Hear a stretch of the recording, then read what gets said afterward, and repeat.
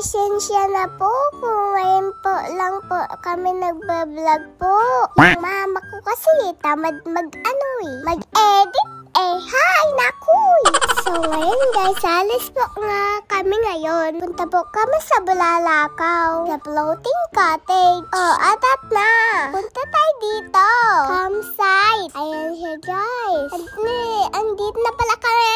Maraming cottage dito na mapagpipilian. Guys, ay tag 1,000, may 1,500, may 2,500, at may malaki nila 3,000 yata. Ayan po guys, ang ganda dito. Ayun guys, meron silang sunduan. Hotel ng Madonia, ang Lola Bell ko at ang mami ko. Ayun guys, ang sakayan papunta dito po sa kabila. Pamapunta po kayo dito sa may floating cottage.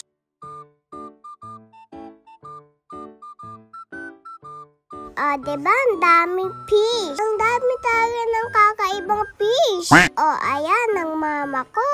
Higa lang. Parang suka-suka siya sa may biyahe. Hilo siya eh. Ayan guys, ang ganda dito. Ang ilalim mo, ang daming fish. Ayan guys, tingnan nyo. Diyan kami, maligo mamaya natin pupay. Kasama namin ang mga ibang isda.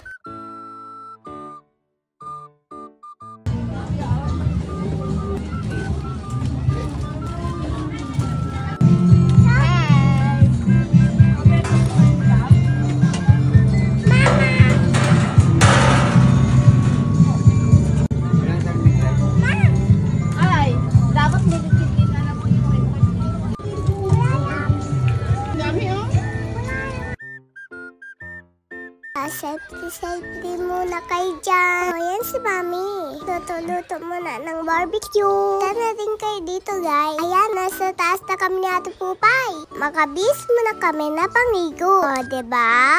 Lab-laban Kala mo hindi na away Ayan, daming fish. Oh no! Makagatin ako. Joke lang po. Hindi sila po nangangagat. Safe yan sila. Ayan, maligo kami ni Ate Pupay. Boing! Yeah.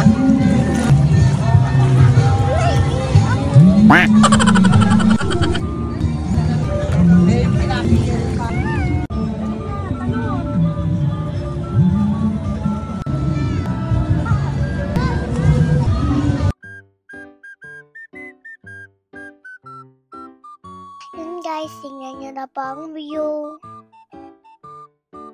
Maganda po dito po.